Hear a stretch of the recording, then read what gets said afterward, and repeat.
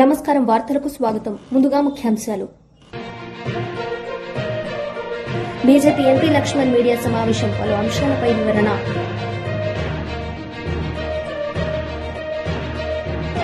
BSc నియామకాల్లో భారీ అక్రమాలు జరిగాయని ఎమ్మెల్సీ పర్వతరెడ్డి ఆరోపణలు. దొంగ సర్టిఫికెట్లు పోస్టులో భర్తీ చేశారంటూ సమగ్ర విచారణకు డిమాండ్. రక్తదానం పట్ల సమాజంలో చైతన్యం కలిగిస్తూ నిరంతరం అమూల్యమైన సేవలతో ఎంతో మంది జీవితాల్లో వెలుగులు నింపుతున్న సేవా సంస్థలు స్వచ్ఛందంగా రక్తదానం చేసి ప్రాణాలను కాపాడుతున్న ప్రతి రక్తదాతకు ముఖ్యమంత్రి రేవంత్ రెడ్డి ప్రపంచ రక్తదాన దినోత్సవం సందర్భంగా హృదయపూర్వక అభినందనలు తెలిపారు. BRS leader RS Praveen Kumar media సమావేశం నిర్వహించారు. ఈ సందర్భంగా ఆయన మాట్లాడారు. కానీ కట్ చేస్తున్నా ఇక్కడ నేను ఇంక ఇది ఇక్కడ నుంచి చెప్పాలంటే ఇక ఏడవాల్సి వస్తుంది. నేను ఏడవాను, ఇది ఏడవానికి కూడా కన్నీళ్ళు రావు. ఇప్పుడు ఇవాళ నిన్న ఈయన అడ్లూరు లక్ష్మణ్ కుమార్, ఇగో ఆయన మన క్రికెటర్ అజరుద్దీన్ ఇద్దరు నిన్న ప్రెస్ మీట్ పెట్టి హరీష్ ఆరోపణలు పూర్తిగా అవాస్తవం, దాచుకోవడం మీ నైజం. అవునా? ఎన్ని మూటలు మోసిన ఇప్పటివరకు రేవంత్ రెడ్డి? ఆయన మూటలు మోసి ఇలా రైతులకు గన్ని బ్యాగులు కూడా దొరకనంత పరిస్థితి అయింది. ఇలా రైతులు గన్ని బ్యాగులు లేకుండా ఏడుస్తున్నారంటే కళాలలో ఇట్ ఈజ్ ఓన్లీ బికాజ్ మీ రేవంత్ రెడ్డి గారు మొత్తం అన్ని పైసలను తెలంగాణ దోచుకొని ఆ మూటలన్నీ కూడా ఢిల్లీ పెద్దలకు మోస్తా ఉన్నాడు. ఇది వాస్తవం, నేను చెప్తా ఆధారాలతో సహా. ప్రజాధనం అదేవిధంగా ఇంకా ఏవో చెప్పుకుంటూ వచ్చిన తర్వాత 2000 కోట్ల కుంభకోణం అనే అంకెని అంకెకు సంఖ్యకు తేడా తెలియని వాళ్ళు మంత్రులు ఇంకా ఏం చేయాలి? 2000 కోట్ల అంకె ఎక్కడి నుంచి వచ్చిందో చెప్పాలంటున్నాడు. 2000 కోట్లు అనేది అంకె ఎట్లా అవుతుందయ్యా లక్ష్మణ్ కుమార్ గారు, అజరుద్దీన్ గారు? సంఖ్య అవుతుంది. అంకెకు సంఖ్యకు తేడా తెలియకుండా మీరు ఆ మంత్రుల సీట్లలో కూర్చున్నారు.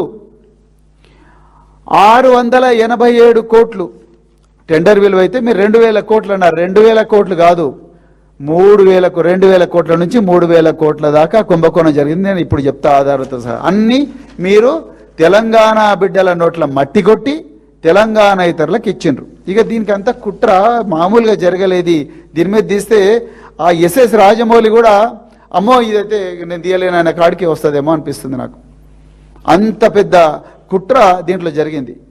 మొట్టమొదట 2023 డిసెంబర్లో రేవంత్ రెడ్డి గారు ముఖ్యమంత్రి అయిన వెంటనే తెలంగాణలో ఈజీగా డబ్బులు ఎక్కడి నుంచి దోసుకోవచ్చు. సరే, ఆయన రియల్ ఎస్టేట్ రంగం నుంచి వచ్చి ల్యాండ్ నుంచి దోసుకోవచ్చు అనేది ఆయన క్లారిటీ ఉన్నది. ఇక పొంగులేటి శ్రీనివాసరెడ్డి గారు అయితే సిద్ధాస్తులు, లగ్జరీ వాచ్ల నుంచి మొదలు పెడితే కొత్వాల్గూడ, వట్టి Nagulapalli, Raghava construction, blue paint, దాని తర్వాత నాదర్గుళ్ళు, దాని తర్వాత వట్టి నాగులపల్లి, ఇక ఇవన్నీ ఇది పెద్ద స్టోరీ. సో ఈ వీళ్ళందరికీ సిద్ధాస్తులు. కానీ అసలు ఇంత కష్టం ఎందుకు పడాలి? ఇంతకన్నా ఈజీ ఏదన్నా ఉందా చూడుండ్రి అని అంటే పేద పిల్లలు 6 లక్షలు, 7 లక్షలు, 8 లక్షలు, 9 లక్షలు కాదు. మనం ఈ గురుకులాల వరకే ఎందుకు పర్మిట్ కావాలి? మనం లిమిట్ చేసుకోవాలి. అసలు తెలంగాణలో ఎంతమంది విద్యార్థులు ఉన్నారు? 61 లక్షల నుంచి 70 లక్షల మంది విద్యార్థులు ఉన్నారు. ఆ 60 లక్షల 71 లక్షల విద్యార్థుల్లో ప్రభుత్వ పాఠశాలలో, ప్రభుత్వ విద్యాలయాలు ఎంతమంది చదువుతున్నారు? ఓకే, 35 లక్షల మంది చదువుతున్నారు. ఈ 35 లక్షల మంది యాజమాన్యాలు ఎవరు? స్కూల్ ఎడ్యుకేషన్, సర్వశిక్ష అభియాన్, గురుకులాలు, మోడల్ స్కూల్స్, కేజీబీవీలు. ఇప్పుడు బాగున్నది. ఓకే, సో వీళ్ళ దగ్గర ఏమేమి ప్రొక్యూర్ చేస్తారు? ప్లేట్లు, గ్లాసు, కటోరా, బెంచీలు, యూనిఫాము, దాని తర్వాత ఐడి కార్డులు, బెల్ట్లు, పిల్లలకిచ్చే నోట్బుక్లు, పిల్లలకిచ్చే పెన్నులు, పిల్లలకిచ్చే బూట్లు, పిల్లలకిచ్చే సాక్స్, ఇవన్నీ కూడా చేస్తారు. ఓకే, సో దీంట్లో ఎంత ఆదాయం వస్తుంది? ఎంత అనుకుంటే అంత ఆదాయం వస్తుంది. ఈ సప్లై చేసేవాళ్ళు ఎవరు? చిన్నోళ్ళు, ఎంఎస్ఎంఈలు. ఎంఎస్ఎంఈ అంటే micro, small and medium enterprise. Telangana బిడ్డలు. వీళ్ళ నోరు నొక్కేయడం చాలా ఈజీ, ఎందుకంటే వీళ్ళు చిన్నోళ్ళు, వీళ్ళు ఇంకెవరు లేరు.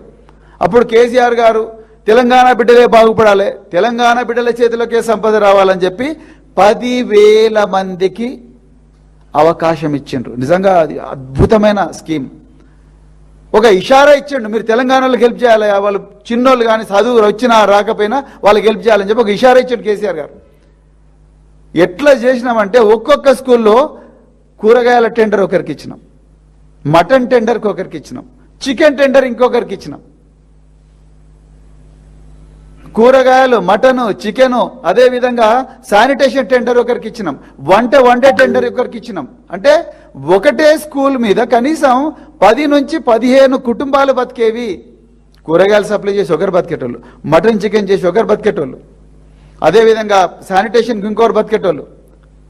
ఇట్లా ఆ విలేజ్లో అంతో కొంత వ్యాపార స్కిల్స్ ఉన్న వాళ్ళు, నిరుద్యోగులు, వీళ్ళందరూ కూడా చిన్న చిన్న సొసైటీస్గా, ఫార్మ్స్గా రిజిస్టర్ చేసుకొని, అంతవరకు వీళ్ళకి ఫామ్ అంటే తెలియదు. వాళ్ళకి తెలిసిందంతా కూడా బాంచన్ కాల్మోక్తానడం మాత్రమే తెలుసు. డిగ్రీలు పాస్ అవుతారు, ఏం చేయాలనో తెలియదు, ఇక బాంచన్ కాల్మోక్తాని చెప్పులరిగేలా తిరగడం మాత్రమే తెలుసు. అలాంటి వాళ్ళందరికీ ఆత్మగౌరవంతో బతకాలని చెప్పేసి కేసీఆర్ గారు అద్భుతమైన స్కీమ్ అది. District BJP MP Laxman media సమావేశం నిర్వహించారు. ఈ సందర్భంగా పలు అంశాలపై ఆయన మాట్లాడారు. ప్రజల చేత ఎన్నుకోబడ్డటువంటి వ్యక్తిగా మోదీ గారు ఈరోజు మరి ఆ రికార్డును సాధించి, వాస్తవంగా వారసత్వ రాజకీయాలకు మరి అతీతంగా గతంలో నెహ్రూ గారి హయాంలో కానీ, కాంగ్రెస్ పార్టీ హయాంలో బంధుప్రీతి, అస్తవస్త నిర్ణయాలు, అవినీతితో కూడుకున్నటువంటి పాలన వారు సాగిస్తే, ఆనాడు అవినీతికి మారిపోయారంటే కాంగ్రెస్ పార్టీ. కానీ మోదీ గారి నాయకత్వంలో 12 ఏళ్లు జీరో టాలరెన్స్ అండ్ కరప్షన్, మచ్చుకైన అవినీతికి మరి తావు లేకుండా ఒక ప్రజా పాలన మరి అందించినటువంటి చరిత్ర నరేంద్ర మోడీ గారిది. మీరు అవినీతికి పెట్టింది పేరైతే ఇవాళ అవినీతి రహిత పాలనకు ఇవాళ మోదీ గారు నాంది పలికారు. అందులో ఒక సామాన్య కుటుంబం నుంచి వచ్చిన వ్యక్తి, ఒక పేద కుటుంబంలో అత్యంత వెనుకబడ్డ సామాజిక వర్గానికి సంబంధించిన వ్యక్తి, ఛాయ అమ్మినటువంటి వ్యక్తి ఇవాళ దేశానికి ప్రధానమంత్రి 3 సార్లు ప్రజల చేత ఎన్నుకోబడిన వ్యక్తిగా కీర్తింపబడుతూ ఉన్నాడంటే, ఇవాళ ప్రజలంతా కూడా దేశవ్యాప్తంగా నరేంద్ర మోడీ గారు వారు ఆయురారోగ్యాలతో కొనసాగాలని, ఆ రకంగా నిండు 100 ఏళ్లు వర్ధిల్లాలని, ఈ దేశాన్ని 10 కాలాల పాటు ఇంకా పాలించాలని చెప్పి ప్రజలు ఇవాళ కోరుకుంటున్నారు. ఇవాళ ప్రజలు ఆ దేవుళ్ళను ప్రార్థిస్తూ ఉన్నారు. ఇవాళ మోదీ గారి నాయకత్వంలోనే భారతదేశాన్ని 2047 సంవత్సరానికి ఒక వికసిత భారత్గా, అభివృద్ధి చెందినటువంటి భారతదేశంగా మార్చాలంటే, మోదీ గారి సంకల్పం నెరవేరాలంటే వారి నాయకత్వమే ఈ దేశానికి అవసరం. ఇంకా 10 కాలాల పాటు వారు కొనసాగాలని చెప్పి ఈరోజు ప్రజలు కోరుకుంటున్నారు. ఈ 12 ఏళ్ల కాలంలో నేను కొన్ని విషయాలు మాత్రం మీ ముందు ప్రస్తావించే ప్రయత్నం, ఎందుకంటే చెప్పుకుంటూ పోతే చేతాడంత అవుతుంది. ఇవాళ ముఖ్యంగా పేదరికం, సంక్షేమ విషయం, ఈ 12 సంవత్సరాల్లో 25 కోట్ల మందిని పేదరికం నుంచి గట్టెక్కించి వాళ్లకు మార్గం సుగమం చేశారంటే, వాళ్ళ జీవితాల్లో వెలుగు నింపారంటే, నరేంద్ర మోడీ గారు ప్రధానమంత్రి కాక పూర్వం ఈ దేశంలో 22% ఇవాళ పేదరికంలో మొగ్గుతూ ఉంటే, మరి 12 సంవత్సరాల్లో 17% తగ్గించి 5% కుదించిన వ్యక్తిగా మహానుభావుడు వాళ్ళ నరేంద్ర మోడీ గారు.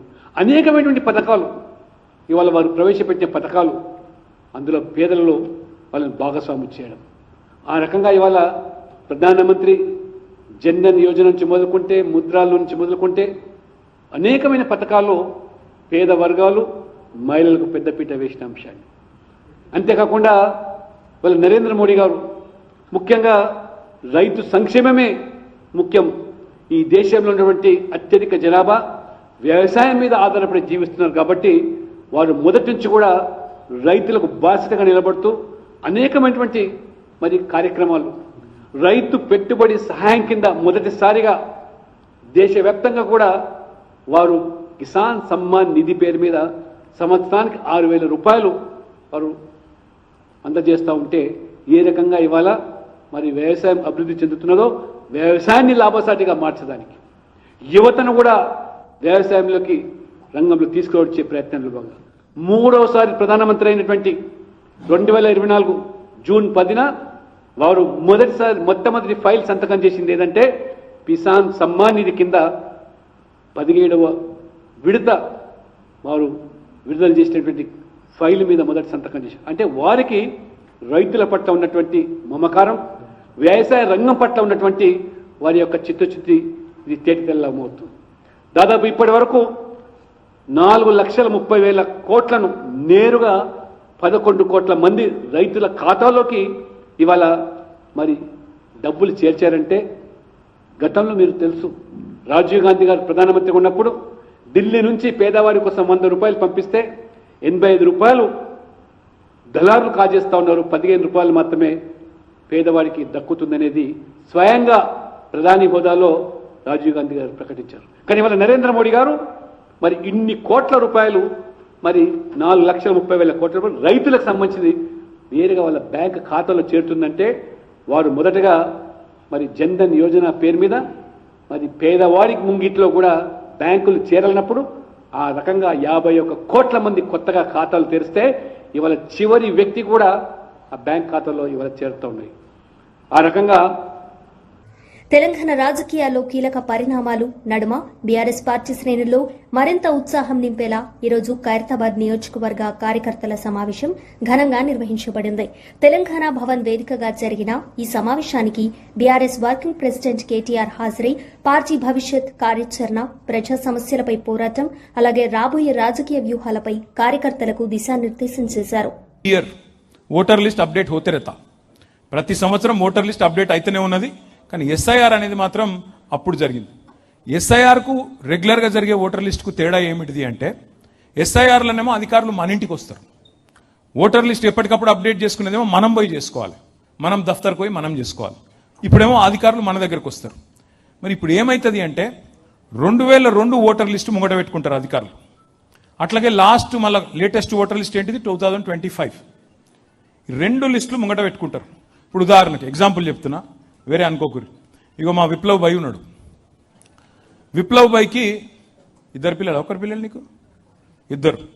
सो 2002 में विप्लव साहब के बच्चे नहीं थे. 1 मिनट के मान लो, 1 मिनट के लिए मान लो 2002 में विप्लव भाई के बच्चे अगर है भी तो छोटे थे, उनका वोटर लिस्ट में नाम नहीं था 2002 में. पर शादी हो चुका इनका और इनका मिसेस का वोट है. अब 2025 में वोटर लिस्ट में विप्लव के घर में 2 और लोग दिख रहे. अब इनका काम यह है, मैपिंग करना है इनका. 2002 में विप्लव और उनके मिसेस थे, अब 2025 में 2 और नाम दिख रहे. कौन है वो लोग? बच्चे है या बच्चे की बीवी आई, शादी हुआ और కోడలు వచ్చిందా, ఎవరు అని చెప్పి మొట్టమొదలు చేయాల్సింది మ్యాపింగ్ కంప్లీట్ చేయాలి. ఇది మనం కాదు, ఆఫీసర్లే చేస్తారు, వాళ్ళ దఫ్తర్లో చేస్తారు. కానీ ఆ దఫ్తర్లో చేసింది ఇంటికి వచ్చినాక చూసుకుంటారు, మ్యాపింగ్ చూసుకుంటారు. అంటే ఏమిటిది? ఉదాహరణకు విప్లవ్ అన్నకు 2002లో చిన్న పిల్లగాడు ఉండే అనుకోండి. ఇప్పుడు ఆ చిన్న పిల్లగాడు పెద్దోడైండు, ఓటు హక్కు వచ్చింది, ఆయనకు పెళ్లి కూడా అయిందనుకో, ఆయన భార్య కూడా ఉంది. సో ఇప్పుడు ఏం చేయాలి అధికారులు, మీరు మనము ఎన్యూమరేషన్ ఫార్మ్ అనేది ఒకటి నింపాలి. ఏమిటిది అది చూపెడతా, అది కూడా మీకు నింపి 2002లో విప్లవ్ కుమార్కి ఇగో ఫలానా కొడుకున్నాడు, ఆ కొడుకు ఇప్పుడు ఓటు హక్కు వచ్చిందని చెప్పి చూసి ఆయన విప్లవ్ కొడుకు అని చెప్పి ఫామ్ నింపి సబ్మిట్ చేయాలి. ఇదంతా కూడా సింపుల్ లెక్క, ఇది కాంప్లికేట్ ఏం లేదు, ఇలా కన్ఫ్యూజ్ అయ్యేది ఏం అక్కర్లేదు. 4 పనులు మనం చేసేది. ఒకటి, కొత్త ఓట్లు రాయించాలి. 18 ఏళ్ళు నిండినోళ్ళే ఓట్లు రాయించాలి. దబ్బన మీ ఇంట్లో ఎవరైనా పెళ్ళై కొత్తగా వచ్చిరనుకో, కోడలు పిల్లనో ఇంకొకలో, అల్లుడు వచ్చిండనుకో, అల్లుడు లేదా కోడలు, వాళ్ళ పేరు రాయించాలి. రెండవది, ఎవరైనా చచ్చిపోతే ఓటు తీయించాలి. మూడవది, ఎవరైనా ఖైరతాబాద్లో ఉన్నోళ్ళు ఎల్బీ నగర్ షిఫ్ట్ అయిననుకో, వాళ్ళ ఓటు ఇక్కడికి వెళ్ళి తీసేయించాలి. నాలుగోది, ఎవరైనా వేరే కాడున్నోళ్ళు ఖైరతాబాద్కి వచ్చిరనుకో, వాళ్ళ ఓటు ఇక్కడ రాయించాలి. అర్థమైంది కదా?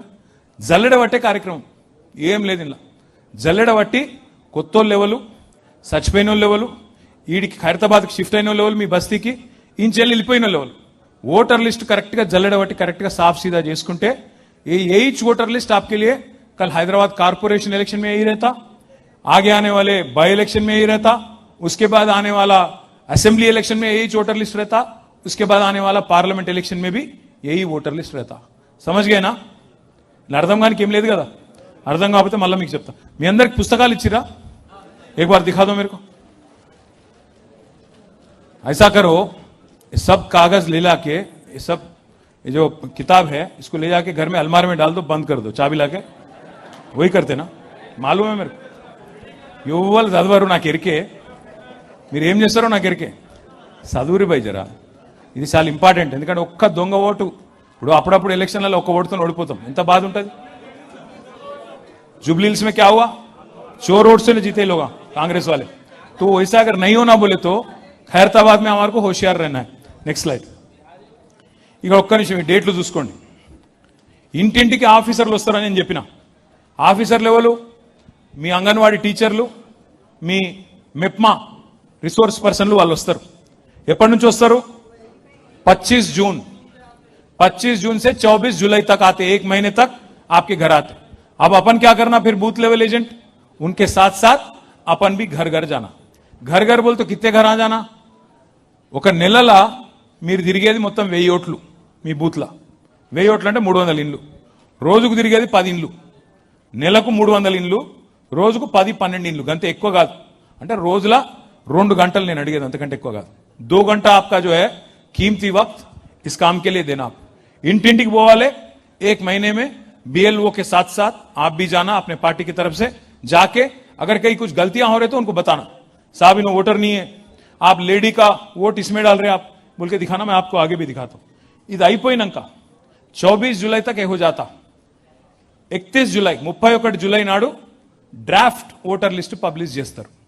అయ్యో గిది మీ బూత్ల లిస్టు, గిది మీ కాలనీ లిస్టు, గిది మీ డివిజన్ లిస్టు, ఓటర్ లిస్ట్ ఇది అని పబ్లిష్ చేస్తారు. మనకు నెల రోజులు టైం ఉంటుంది. 31 జూలై నుంచి 30 ఆగస్టు దాకా మన అబ్జెక్షన్లు చెప్పడానికి ఫామ్ 6, ఫామ్ 7, ఫామ్ 8 3 ఫామ్లు ఉంటాయి. అందరికి ఇచ్చిర్రా ఫామ్ 6, ఫామ్ 7, ఫామ్ 8? అవి చూసుకోండి, జర చదవండి, పడేయకండి. అవి నింపాల్సి ఉంటుంది అబ్జెక్షన్లలో. కొత్త ఓట్లు రాయించనికే, తీయించనికే, షిఫ్టింగ్ ఓట్లుంటే వాటిని చేయించనికే అవి నింపాలి. ఎవరికన్నా అనుమానం? హైదరాబాద్ కోర్ అర్బన్ రీజియన్ పరిధిలోని అధికార యంత్రాంగం హై అలర్ట్ తో ఉండాలని ముఖ్యమంత్రి శ్రీ రేవంత్ రెడ్డి గారు ఉన్నతాధికారులను ఆదేశించారు. భారీ వర్షాలు కురుస్తాయని వాతావరణ శాఖ సూచించిన నేపథ్యంలో ముఖ్యమంత్రి గారు police, traffic police, municipal, HYDRAA, విద్యుత్, వాటర్ బోర్డు, ఇతర సంబంధిత శాఖలు సమన్వయంతో పనిచేయాలని సూచించారు. ఆంధ్రప్రదేశ్ రాజకీయాల్లో సంచలనం సృష్టిస్తున్న మద్యం కుంభకోణం వ్యవహారంపై అధికార ప్రతిపక్ష పార్టీల మధ్య మాటల యుద్దం కొనసాగుతోంది. ఈ నేపథ్యంలో రాష్ట వైద్యారోగ్య శాఖ మంత్రి డాక్టర్ డోలా శ్రీ బాలవీరాంజనేయ స్వామి కీలక మీడియా సమావేశం నిర్వహించారు. ఈ సమావేశంలో మంత్రి మాట్లాడుతూ రాష్ట్రంలో గత ప్రభుత్వ హయాంలో జరిగినట్లు ఆరోపణలు ఎదుర్కొంటున్న మద్యం కుంభకోణంపై తీవ్ర విమర్శలు చేశారు. ఈ వ్యవహారంలో అంతిమ లబ్దిదారుడు మాజీ ముఖ్యమంత్రి వైఎస్ జగన్మోహన్ రెడ్డినేనని ఆరోపించారు. ప్రజల సొమ్మును దోచుకునే విధంగా భారీ అవినీతి జరిగిందని, దీనిపై పూర్తి స్థాయిలో దర్యాప్తు కొనసాగుతుందని తెలిపారు. కల్తీ మద్యానికి తేడా చూసే విధంగా మేము ప్రజలకి పారదర్శకంగా ముందుకెళ్తున్నాం. అదేవిధంగా 13 లక్షల పరీక్షలు కూడా మేము నిర్వహిస్తున్నాం. దేశంలో ఎక్కడా లేని విధంగా సడన్ గా మేము డిస్టిలరీ సహా మేము చెక్ చేసుకుంటూ మేము నాణ్యమైనటువంటి మద్యాన్ని ప్రజలకు విక్రయిస్తా ఉన్నాం. ఈరోజు ఈ కల్తీ మద్యానికి సంబంధించినటువంటి విచారణ మీ తాడేపల్లి గేటును కూడా టచ్ చేసిందంటే ఎంత దారుణాది దారుణాలు మీరు చేశారో ఒకసారి గుర్తు తెచ్చుకోవాలి. మీ నాయకుడు కారుమూరి నాగేశ్వరరావు గారు సుదర్శన్ కన్స్ట్రక్షన్ సందీప్ అనేటువంటి వ్యక్తి దగ్గర నుంచి ఆ సంస్థ ఖాతాలోకి 68 కోట్లు జరగా అందులో 15 కోట్ల రూపాయలు మీకు చేరిందంటే వాస్తవం కాదా? అదేవిధంగా టెర్కర్ ఆరోరియా, ఈజీ లోడ్ అనేటువంటి డొన్న కంపెనీలు తీసుకొచ్చి వాడి ద్వారా డబ్బులు మార్చింది వాస్తవం కాదా కూడా అడుగుతా ఉన్నాం. 2023 డిసెంబర్ 16 తర్వాత కాట్పాడ్లోని ప్రసాద్ ట్రాన్స్పోర్ట్ అనేటువంటి దానికి రవాణా ట్రాన్స్పోర్ట్ అప్పించింది వాస్తవం కదా? ఈ సంస్థ ద్వారా మనకి కిలోమీటర్కి 35 రూపాయలు 30 పైసలు నెల్లూరు ప్రాంతాల్లోనూ, కోస్తాంధ్రలో 35 రూపాయలు 90 పైసలు లెక్కన, ఉత్తరాంధ్రలో 35 రూపాయలు 50 పైసలతోన రవాణా ఛార్జీలు చెల్లించేలాగా కాంట్రాక్ట్ ఖర్చు కుదుర్చుకొని దోపిడీ చేసింది వాస్తవం కదా కూడా నేను అడుగుతా ఉన్నాం. కూటమి ప్రభుత్వం అధికారంలోకి వచ్చిన తర్వాత నాణ్యమైన బ్రాండ్లు ఇవ్వడమే కాకుండా 3,396 మద్యం షాపులని లాటరీ పద్ధతిలో కేటాయించి ట్రాన్స్పరెంట్గా మేము నాణ్యమైనటువంటి మద్యాన్ని సరఫరా చేస్తూ పేదలను దృష్టిలో ఉంచుకొని 99 రూపాయలకే అంతర్జాతీయ, జాతీయ కంపెనీల మద్యాన్ని పేదల కోసం అది మేము ఇస్తున్నాం. ఈరోజు కూడా దాన్ని కొనసాగిస్తున్నాం అనేది మా యొక్క చిత్తశుద్ధిని కూడా మీకు తెలియజేసుకుంటూ, ఈ రోజున కల్తీ మద్యం ద్వారా మీరు చేయనటువంటి సొమ్ముతో బంగారు కొనుగోలు చేయడం వాస్తవం కదా? రియల్ ఎస్టేట్ చేయడం వాస్తవం కదా, సినిమాలు తీయడం వాస్తవం కదా, జింబాబ్వే, టాంజానియా, జాంబియా వంటి దేశాల్లో మైనింగు, అదేవిధంగా దుబాయ్, ఆఫ్రికా దేశాల్లో షెల్ కంపెనీల ద్వారా తరలించడం అనేది ప్రజా తీర్పుని ప్రభావితం చేసేలా ఎన్నికల్లో ఖర్చు పెట్టడం వాస్తవం కదా. మీ నాయకులు ఈ అక్రమ సొమ్ముని ఎన్నికల్లో పంచుకోవాలని చెప్పి తెచ్చుకోవటం, అందులో కొంత మెదుల్చుకోవటం, ఇవన్నీ కూడా ఈరోజు ఎంక్వైరీలో బయటకు రావడం అనేది కూడా వాస్తవం కదా. ప్రజలు చిత్కరిస్తూ మీ పక్క పరిపాలనని అసహించుకునేలాగా చేస్తున్నారు. ప్రజా తీర్పులోనే మిమ్మల్ని ఇంటికి పంపించిన పరిస్థితి. కానీ ఈరోజు ఎంక్వైరీల్లో మీ నిజ రూపం అనేది ప్రజలు తెలుసుకుంటా ఉన్నారు. ఈరోజు మీ స్వార్జన కోసం, మీ ధనార్జన కోసం ఈరోజు యువతకి నిర్వీర్యం చేస్తూ లివర్ డిసీజులు, ఫలితంగా దాదాపుగా 30,000 మంది మహిళలు తాలిబొట్లు కోల్పోయి, పసుపు కుంకాలు కోల్పోయినటువంటి పరిస్థితి. దీనికి నువ్వు బాధ్యుడు కాదా అని చెప్పి నేను అడుగుతా ఉన్నా. ఈ సైకో పార్టీ తనలాగే ఈ రాష్ట్రంలో ప్రజలందరి యొక్క ఆరోగ్యాన్ని, ప్రాణాలను తీసినటువంటి వాస్తవం కాదని కూడా నేను తెలియజేసుకుంటూ, మీరు చేసినటువంటి ఫలితాన్ని త్వరలోనే అనుభవిస్తున్నారు. దీని వెనక ప్రధాన సూత్రధారి తాడేపల్లిలో ఉన్నటువంటి పులివెందుల ఎమ్మెల్యే కూడా బయటకు వెళ్ళేటువంటి పరిస్థితి ఉంది. ఈరోజు డైవర్షన్ పాలిటిక్స్ చేస్తున్నారు. నిస్సిగ్గుగా 2 సంవత్సరాల తర్వాత ఈరోజు రోడ్డు ఎక్కి మాట్లాడుతున్నారు ఏమని, ఈ ప్రజలకు వెన్నుపోటని. కాకినాడ జిల్లాలో డీఎస్సీ నియామకాలపై మరోసారి వివాదం రాజుకుంది. డీఎస్సీ ప్రక్రియలో భారీ స్థాయిలో అవకతవకలు జరిగాయని ఎమ్మెల్సీ పర్వతరెడ్డి చంద్రశేఖర్ రెడ్డి ఆరోపించారు. ఈడబ్ల్యూఎస్, స్పోర్ట్స్, బీహెచ్ కోటాల కింద దొంగ సర్టిఫికెట్లతో పోస్టుల భర్తీ చేశారని ఆయన అన్నారు. అభ్యర్థుల అన్ని సర్టిఫికెట్లో జనన తేదీలను క్షుణ్ణంగా పరిశీలిస్తే నిజాలు బయటపడతాయని పేర్కొన్నారు. అక్రమాలపై ప్రశ్నించిన వారిపై తప్పుడు కేసులు నమోదు చేసి వేధింపులకు గురి చేశారని ఆరోపించారు. ఈ అంశాలపై ప్రభుత్వం సమగ్ర విచారణ చేపట్టి నిజానిజాలు వెలుగులోకి తేవాలని ఎమ్మెల్సీ పర్వతరెడ్డి చంద్రశేఖర్ రెడ్డి డిమాండ్ చేశారు. పెట్టుకోవాల్సినటువంటి పరిస్థితి. హైయెస్ట్ అచీవ్మెంట్ గానీ, బ్యాకప్ గానీ, ఫామ్ 1, ఫామ్ 2, ఫామ్ 3 అంటే ఈ హైయెస్ట్ అచీవ్మెంట్ ని కన్ఫర్మేషన్ చేస్తూ ఆ కన్సర్న్ ఆఫీసర్స్ ఇవ్వాల్సినటువంటి పరిస్థితి. 4వది వచ్చేటప్పటికి జెన్యూన్నెస్ సర్టిఫికేట్ ఒకటి ఇవ్వాలి, 4 ఇవ్వాలి. అయితే మనం గుర్తుపెట్టుకోవాల్సింది ఏంటంటే స్కూల్ గేమ్స్ ని మనం దూరంగా కూడా పెట్టడం జరిగింది. స్కూల్ గేమ్స్ అంటే జూనియర్ లెవెల్ గానీ, సబ్ జూనియర్ లెవెల్ గానీ, జూనియర్ లెవెల్ గానీ, సబ్ జూనియర్ లెవెల్లో గానీ జరిగినటువంటి సర్టిఫికేట్స్ ని మనం కన్సిడర్ చేయకూడదు అన్నది ఒక నిబంధన. సో 4 రకాల సర్టిఫికేట్స్ అయితే ఖచ్చితంగా పెట్టాల్సి ఉంటుంది. ఎస్జీఎఫ్ అంటే స్కూల్ లెవెల్ గేమ్స్ జరిపేటువంటి గేమ్స్ కు సంబంధించినటువంటి సర్టిఫికేట్స్ ని కన్సిడర్ చేయకూడదు. ఈ విషయాలను అందరూ కూడా గుర్తుపెట్టుకోవాలి. ఇవన్నీ కూడా మీరిచ్చిన నిబంధనలో కూడా ఉన్నాయి. మీరు ఏదైతే నోటిఫికేషన్ ఇచ్చినారో ఆ నోటిఫికేషన్ లో కూడా ఈ అంశాలన్నీ ఉన్నాయి. అయితే నేను ఈ పరంగా మీకు కొన్ని ఎగ్జాంపుల్స్, కొన్నింటిని మాత్రమే, ప్రతి దాంట్లో కూడా అన్యాయం, అక్రమం, అవినీతి ఇవన్నీ కూడా స్పష్టంగా కనపడతాయి. నేను వాటిలో నుంచి కొన్ని అంశాలను మాత్రమే మీకు ప్రస్తావిస్తాను. మొట్టమొదటిది, నేను ఇక్కడ పేర్లు చెప్పడానికి నంబర్స్ తో చెప్తాను. అంటే వారు అప్లై చేసినటువంటి డిఎస్సి అప్లికేషన్ నెంబర్, దాంతో నేను అంటే పేర్లు చెప్పినప్పుడు ఆ పిల్లలు బాధపడతారన్న ఆలోచనతో. ఒకటి డిఎస్సి 20485. ఈ డిఎస్సి ఐడితో ఒక అభ్యర్థి పార్టిసిపేట్ చేయడం కూడా జరిగింది. ఇక్కడ మనము జాబ్ ఇచ్చేటప్పుడు, టీచర్ ఉద్యోగం ఇచ్చేటప్పుడు highest achievement certificate, number 2 backup certificate, ఈ రెండింటిని కూడా వెరిఫై చేయాలా. అయితే ఇక్కడ ఒకసారి మీరు చూడండి, ఈ హైయెస్ట్ అచీవ్మెంట్ సర్టిఫికేట్ ని ఇక్కడ పెట్టడం జరిగింది. అలానే బ్యాకప్ సర్టిఫికేట్ ని కూడా పెట్టడం జరిగింది. ఇక్కడ ఒకే గేమ్ 2 సర్టిఫికేట్స్. అంటే ఏపీ స్టేట్ లెవెల్ పారా badminton champion, AP state level పారా బ్యాడ్మింటన్ ఛాంపియన్, ఈ రెండు కూడా అదే. కాకపోతే అదే గేమ్ లో ఒకటేమో పార్టిసిపేషన్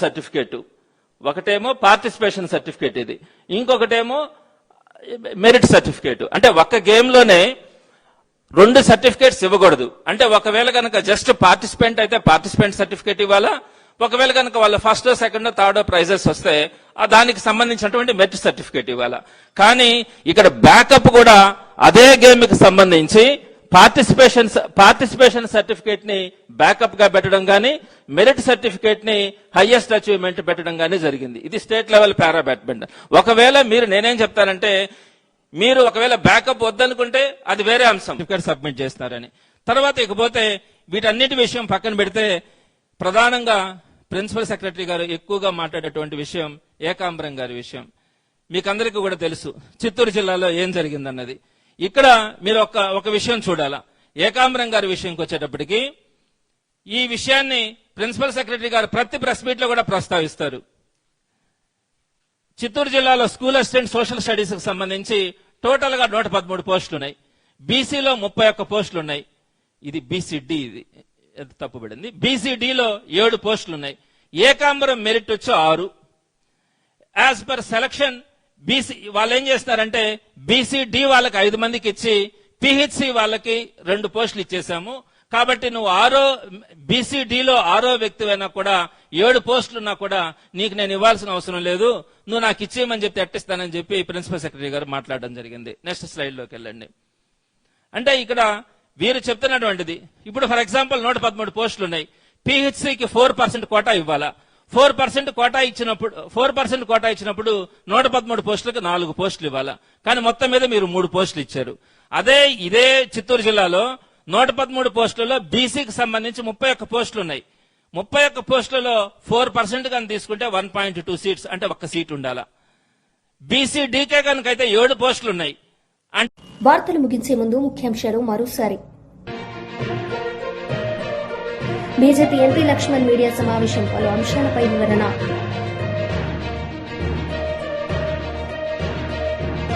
డీఎస్సీ నియామకాల్లో భారీ అక్రమాలు జరిగాయని ఎమ్మెల్సీ పర్వతరెడ్డి ఆరోపణలు. దొంగ సర్టిఫికెట్లు పోస్టులు భర్తీ చేశారంటూ సమగ్ర విచారణకు డిమాండ్. ఈ వార్తలు ఇంతటితో సమాప్తం. తిరిగి ప్రసారమయ్యే వార్తల్లో మళ్లీ కలుద్దాం. అంతవరకు సెలవు. నమస్తే.